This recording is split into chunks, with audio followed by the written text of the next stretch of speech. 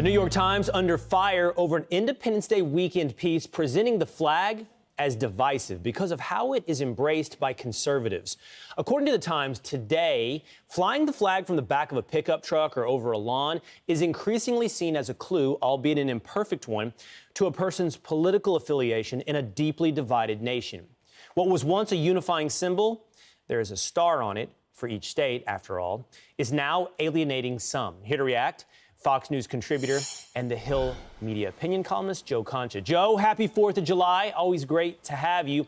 You know, I think you and I could sit here and spend some time criticizing the New York Times, but I think this is the more important question. Is the New York Times accurately reporting on a mindset out there in the United States of America that some people now see the United States of America's flag, perhaps its anthem as well, as divisive? Great question, Will. No, they're basically reflecting a mindset that goes on in their newsroom, which is the woke mob. The woke mob runs the New York Times at this point. You remember just last month, we had a writer named Mara Gay who declared that she found it disturbing, her words, unquote, that there were so many flags that she had to witness on lawns and trucks just east of you in Long Island. Disturbing, right. The same New York Times that not too long ago asked if the Star-Spangled Banner and national anthem, are they racist? Literally, those were the headlines that they had to ask.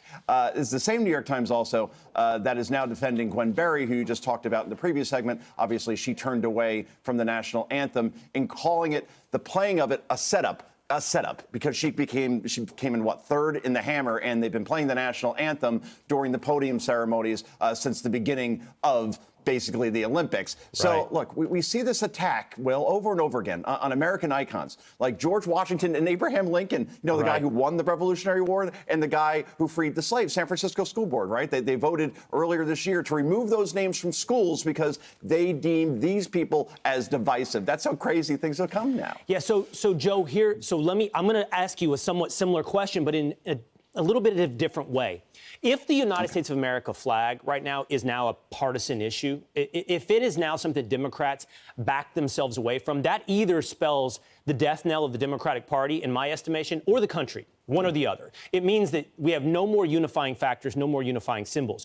But to be clear, what you're telling me is you think newsrooms, and in this case, the New York Times, are not just out of touch with America, but that they are out of touch with the Democratic Party, that you do not believe most Democrats feel that the national flag at this point is a divisive symbol.